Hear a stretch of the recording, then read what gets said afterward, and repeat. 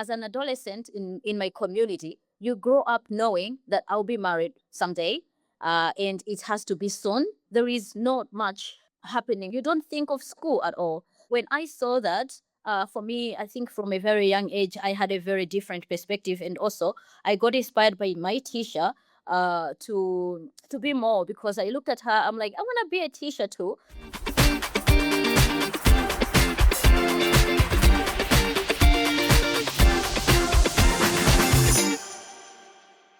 Memory. Before we start, I have to say, when I saw that Michelle Obama, Amal Clooney, and Melinda French Gates went all the way to Malawi They because came of the all the way. work. Yes, all the way because of the work that you have been doing since you were 13 years old. What was that like? What did it Um, feel like to have them show up in your country? I mean, it was so great. It was one of the most beautiful meetings I've ever had.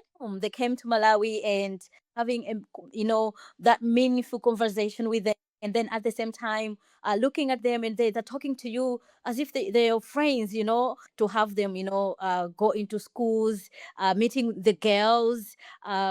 So, yeah, it was really phenomenal and amazing. And I hope they come again. Wow, Yeah. that is fantastic.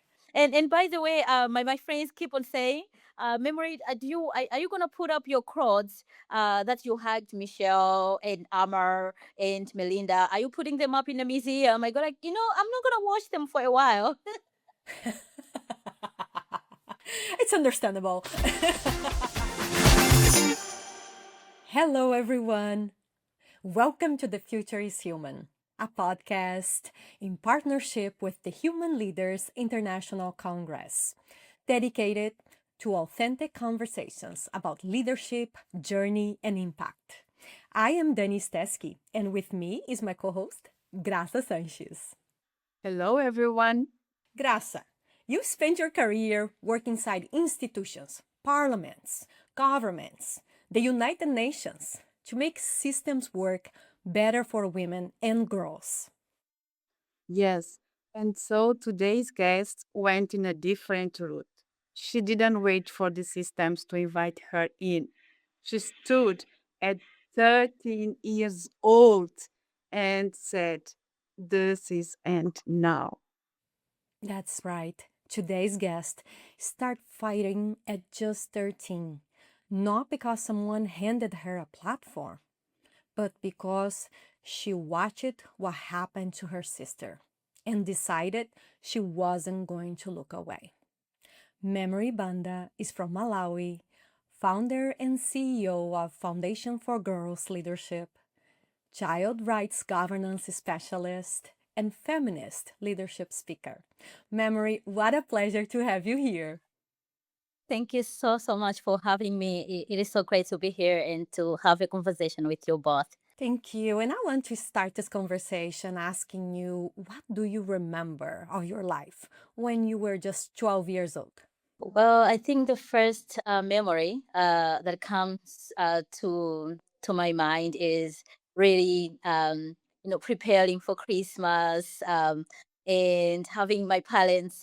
Those were the most epic moments, where you have all your family around you, and all that. But most of the striking memory is really growing up in an environment where you do not have much in your family, and you have your single mother who is taking care of your family, struggling, but still more behind that struggle. I grew up as a happy child. See, how many siblings did you have? I grew up, me and my younger sister. I have one sibling, but I grew up in an extended family. So all these people around me, so growing up in an extended family, it meant that you have a lot within your household. But I have a very special relationship with my younger sister, who has always been my best friend. She is still my best friend. Yeah, so growing up with her has been both really great experience, at the same time one of the most traumatizing experience. So really, we cover all those memories, the sad and the good. When you were 13, right? Um, your sister Mercy was just 11 years old when she was forced into marriage. When did you realize what was happening and what did you feel? Well, growing up in my community, I have always seen, celebrations where when a girl is an adolescent, when they just start their menstruation, there is always that kind of like commotion that goes on, like celebrations of some sort. So I grew up knowing that, our community is really they hold different cultures in a very strong way. And I knew that once I am an adolescent, I also have to go to the initiation camp because once a girl reaches an puberty stage, we have to go through initiation camps where as a girl child you learn different things growing up, how to take care of yourself, and there are so many things that you learn at the camp. And we were looking forward to that. And growing up with my little sister, I saw my little sister going to the camp earlier than myself. So for me, it was much more of like hearsay to say, oh, so once we go to the camp, it's really fun, and they really make it fun. And you look forward as a girl child to go to the camp because there is a big celebration after that. So when my little sister went, we were looking forward to having all the celebrations. But at the same time, I had already gathered some of the information that happens to camp, which include, engaging, teaching the girls how to sexually please the men. It's more of like either preparing to for you to get married. So as an adolescent in my community, you grow up knowing that I'll be married someday, and it has to be soon. And there is not much happening allowed, like you don't think of school at all. So when I saw that, for me, I think from a very young age I had a very different perspective, and also I got inspired by my teacher to be more, because I looked at her, I'm like, I want to be a teacher too. Most of the girls my age were already married, like most of them by then, even at 13 they were already married. And I told myself, I don't want to be like that. And when my younger sister went to the camp, and when she came back after some 2 months later, we found out that she was pregnant. And for me, I think I wasn't really surprised that she was pregnant, because most of the girls who go to the camp after some time, they become drop pregnant, or else they just drop out of school. There is no inspiration for them anymore to do more school. So that's more of like, it was a normal thing. But for me, as I was growing up, I didn't see that as normal, because I still wanted to be a teacher, just like my teachers. So that's when I realized this was really quite painful, because my younger sister has really been brilliant. She's so brilliant, and to see her future just being wasted away just like that, it was really bad. And her becoming a mother at such a young age, it was really bad. And at the same time, I think it also had a portrait on me, like as sibling. Naturally, I think traditionally, an older person has to be with children earlier than the younger person. And to see her having a child at such a young age, and also not only just a child and being married off, and soon after, and that was the most painful thing for me, and quite something that I shake off up to date. And to see how that one action really affected her whole life. That's incredible. I had worked to Mozambique, and they have also those issues with the young girls. They will fight to have a legislation, but the legislation is not enough in that case. We need to work with the community, traditional leaders. So that's a hard work, and I can imagine your fight. So it's important for us to know when did you decide to fate that situation, because it's a that's practice that was exists for generations. So where did you have this courage, and if in any moment did you feel you felt afraid? I think for me, the college was really to make a difference on my own. I think the first person that came to my mind was me, to say that this has happened to my sister, but I don't want it to happen to me. And I think that was the biggest turning point. And that's when I got engaged and came up with a small little club where I had the courage to talk to my own fellow young girls. And I think that was the biggest momentum where young girls, we were able to really talk about these issues, and also gaining some knowledge to some really great women that were rallying behind us to say this has to stop. And I have seen quite much of a progress. Since then, I have seen the government of Malawi enforcing the laws around ending harmful traditional practices.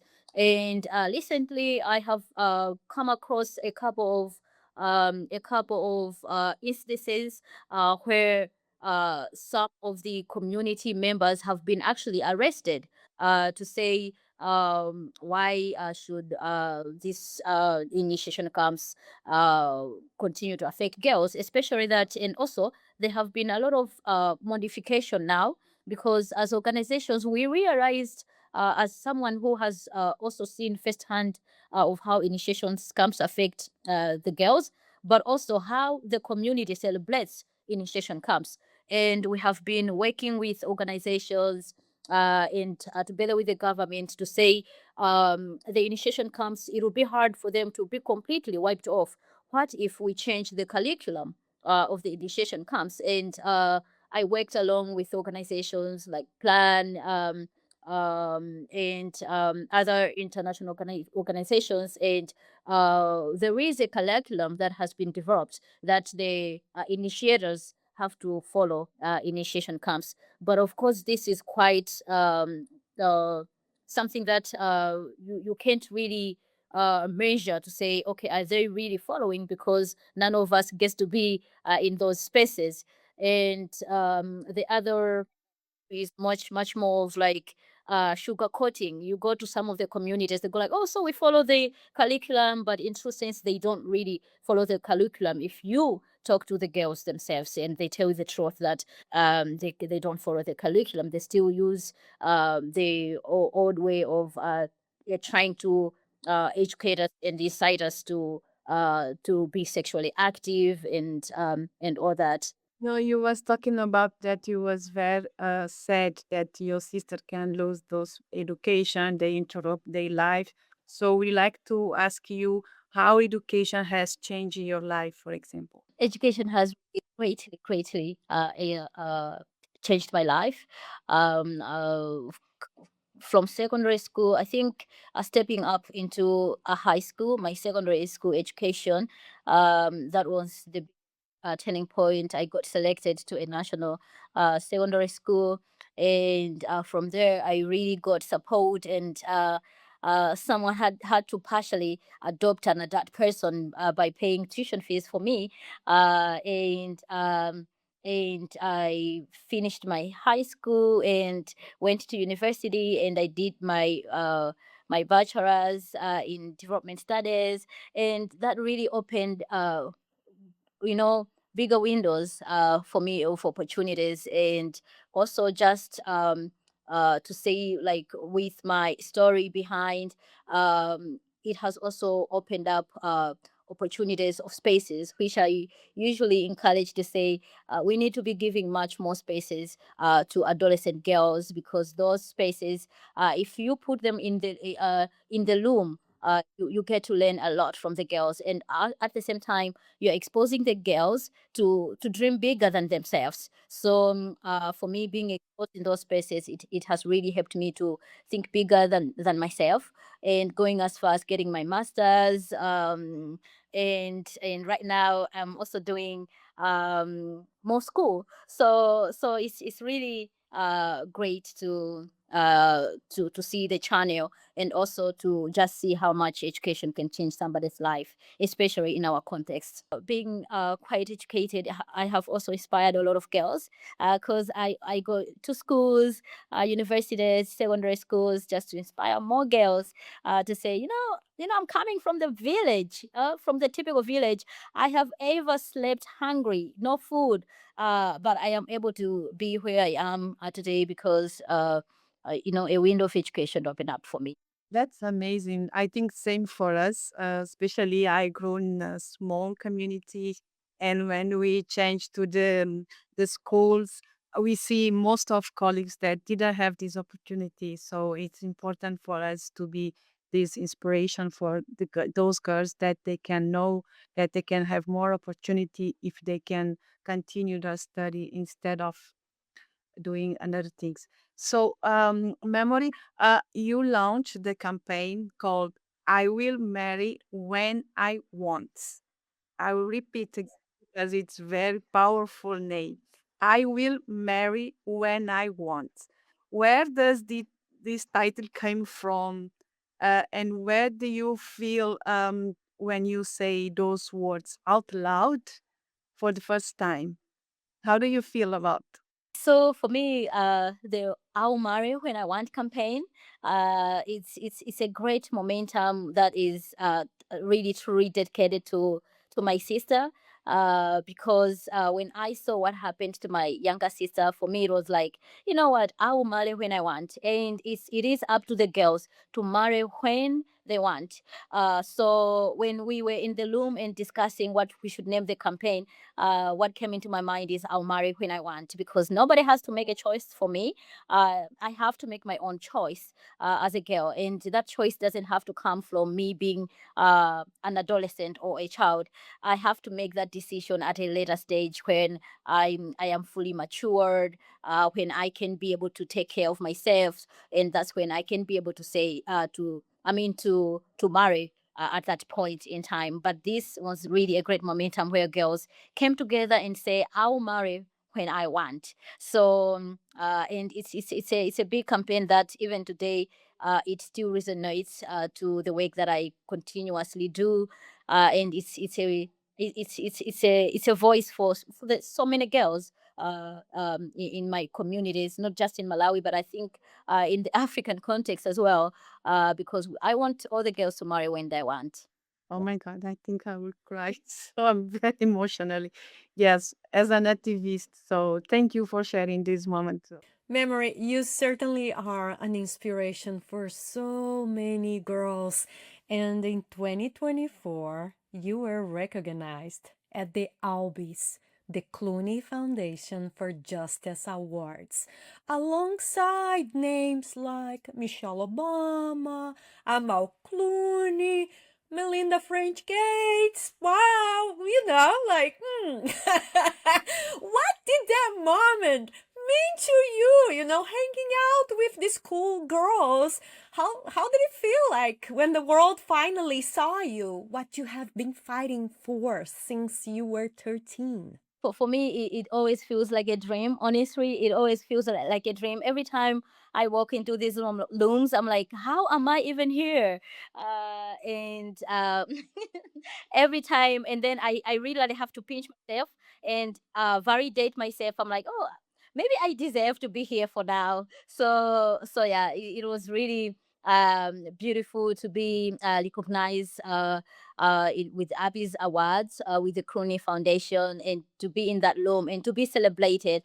It really felt good. And I think that's what a lot of girls out there deserve, to be celebrated, because they are doing amazing work, campaigning, and all that. And sometimes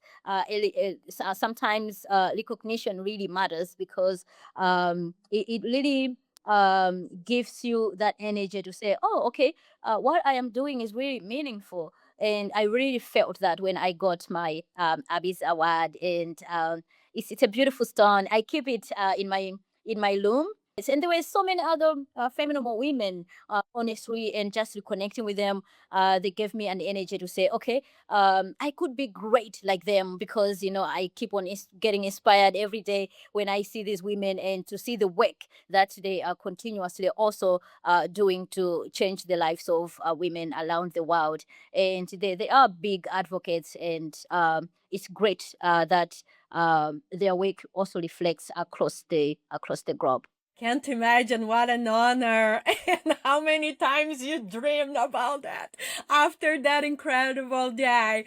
But now I want to shift a moment here, Memory. You've been speaking your truth. Since you were 13, right? We started this conversation and we have always been emphasizing your age, how young you were. Has that ever put you in danger? I was quite paranoid and nervous to be in spaces where, especially when I was 13, 15, 18, around there, I had to directly be working with the traditional leaders. And in my culture, traditional leaders are not just ordinary people, they are quite uh, respectable. People, and you can't just stand in front of them and demand for something. And I think for me, I brought in something quite unusual to say I was able to mobilize my fellow young girls and be able to stand in front of the traditional leaders and say, what you're doing is not keeping us safe as girls. You could do better. And you can't tell traditional leaders you can do better, because they are seen as they control the whole system at community level. But yeah, so I would be really scared at times. But the voices of the women that supported me, and I keep on saying the women behind me, because I didn't just come out. I stood on the shoulders of women who were also rallying behind me. Maybe they didn't have the chance to speak out at some time, but they were able to stand with me at that particular time, and we were able to convince the traditional leaders to change some of the harmful traditional practice that happened at the initiation camps. And mind you, this was the pride initiation camps, actually the pride of the community, because they happen for both boys and girls, except that the definition in this space is quite different. For boys, they are told like, oh, you're a man, you are strong, you can do anything to a woman, something like that. So those kind of like spaces, but we were able to challenge the traditional leaders on that. And at the same time, I think I was being scared when I was going to school, because I was like, what if I get attacked? Because not everybody really liked what I was doing, because I was challenging something that has been going on for centuries. Memory, how long have you been in this fight since you launched the campaign, I Will Marry When I Want? Oh, well done. Thank you for that question. Like, I just realized that it has been a decade, 10 years now. Yeah, more like so it should be around, it's more than a decade, but we can just put it on a decade for like I mean, from way back. It's Oh wait, I've been doing this my whole life. um yeah, so because I'm trying to calculate, I think a decade is more of like my curriculum vitae on the real work after being an adult. But when I count from 15 years and now, I'll be 30 this year, and 13. So that's a very long time. And to think, sometimes I sit down and think like, oh, I was pretty young. I've been doing this for a very, very long time. I see. I want you to stay with me on this. I want to ask you if, leadership, can feel lonely sometimes.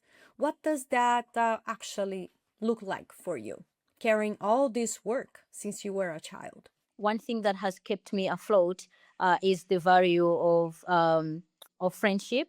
It has helped me a lot. I'm always in the circle of women, mostly. And I have seen how much it is to really be in these spaces where you're able to value the people around you, and in a way that they also give back. In as much as you give back, the community also finds a way of giving back in one way or the other. And for me, it has been the small wins. And these small wins usually gets to be the girls that I have directly impacted.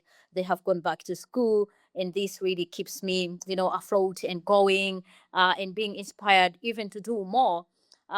So this has been really, really great. And sometimes, yes, it does get lonely, especially when you feel that, oh, okay, I'm doing all this, but there isn't much. Sometimes it feels really draining, especially when you go to the community. I've worked in communities where I've been in the community maybe for 5 years, 7 years, 10 years, in some communities. And when you go back after 7 years, you see that the community is much more or less the same. And you feel like, oh, okay, well, was what I've been doing in this community, has it been really tangible? Has it really changed the people around here? So that kind of like space, the void space, makes you really feel a little less like that. Maybe you're not doing much, but at the same time, I always give myself the grace to say, what you can, you can; what you can't, you can't. And that has really helped me a lot as a leader. And how did you handle, because this is beyond frustration or sadness, right? How did you handle when it's more than that, when you are stressed out, when you're burned out? When I'm stressed out, when I am burnt out. And the next place that I usually go to, my closest people. I have role models, and I always encourage people, no matter how old you are, you have to have those girlies around you, or those people around you that can pat you on the back to say, you know what, this happens, it's normal. Burning out is quite normal for people doing this kind of work, and all that. Yes, we have to rely on our friends to recharge us and listen to us. Thank you for sharing that. Yes, we would like to talk about the foundation for girls leadership. So, what are you building now, and what does will be the next chapter look like? I founded Foundation for Girls Leadership in 2019. And for me, I really wanted to work directly with the girls, because previously it was more of like me working with different organizations, Plan International, UNFPA, Girls Empowerment and Network, the local organizations. So it was more of like, I was all over. So I decided, I'm like, okay, let me do something that I can work directly with the girls. And so it's been quite a great journey since 2019, working on child rights governance, where we are always encouraging the young girls to say, let's hold the community leaders, the Judah bearers, accountable. And it's great to see the young girls, you know, uh, being, so strong, and challenging the status quo, and learning how they can lobby, how they can advocate at community, national level, and all that, and child protection related issues, to see them doing climate change related interventions. So it's really, it's been really quite a great journey. And we have received support from really amazing organizations in upfront. I'll mention the Freedom Fund, because they have been our partner from the beginning, and they have really changed the lives of girls in our community. And moving forward, what I have been working lately is really building the learning center for girls.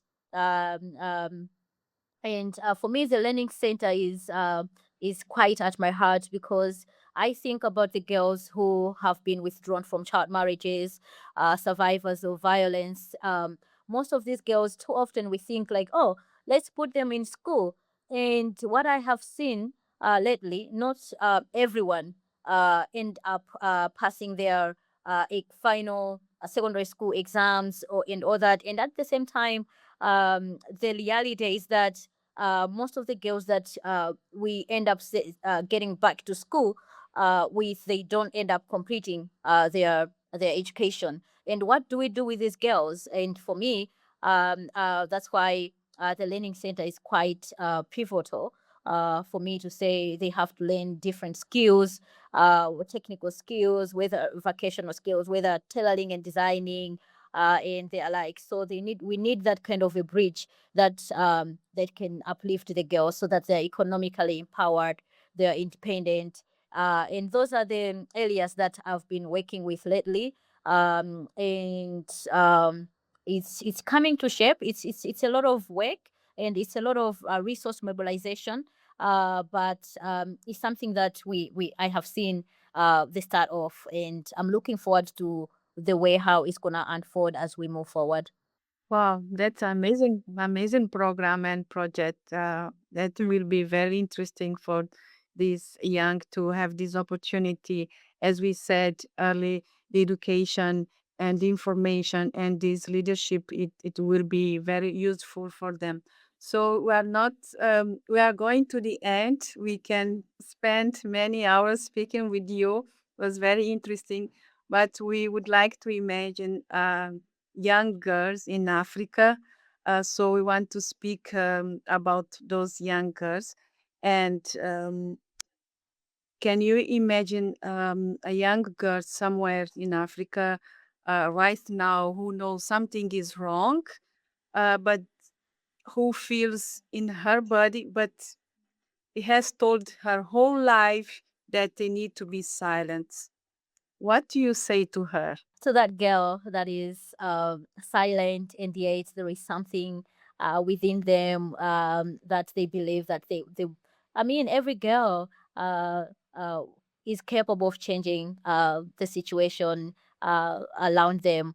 And I am that example. I used to be a very shy girl, honestly. I was shy, and I couldn't really speak in public, but I believe that in every person, in their individuality, there is always something bigger in them, and no matter how scared you could be, just believe that inner voice, and it's something that has helped me a lot.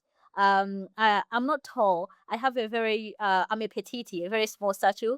But when I move into spaces, I tell myself I am bigger, and because I believe that there is something bigger within me. And I think that's something that every girl out there has to bring out, because there is always something bigger within you that you can show the world. And yeah, and I always tell the girls that no matter how small your idea is, it can change somebody's life. You'd think like, oh, this is a small idea, but it can actually change somebody's life. And it's okay sometimes to feel scared. And the best part is to share your ideas with someone, because you could get motivated if you share your ideas with someone. And that's when you actually call out the room to work collectively, because you can be scared, but you have a brilliant idea. If you share it with someone, that someone is not scared of speaking out, and they will speak out, but together you have done that. So that's other way that I always tell the girls to say, have those circles where you can speak out and leverage on each other's strengths in your circles, and we become unstoppable. Thank you so much, Memory, for this amazing conversation and for sharing this very inspireful story about your life, about what you have been done in your country, and for those girls. We feel very inspired about this history, and I'm truly want to say that we are very grateful for the Human Leaders International Congress to have you as a speaker, and we're looking forward to hear you during the conference and continue this reflection. Thank you so much. Thank you, Memory, for this inspiring conversation. I learned so much with your story and with the work that you're doing. And thank you for reminding us that change doesn't wait for permission. Thank you so much, and I'm looking forward. Yeah. Thank you, Dan. The Future is Human is a podcast in partnership with the Human Leaders International Congress. A special thank you to Lúcia Brito, Graça Sanches, Lígia Spencer, and Oswaldina Brito, and a loving dedication to Renato Bettencourt, my biggest cheerleader, who'd have been so proud. Here's Dani Stesky. See you on the next episode of The Future is Human.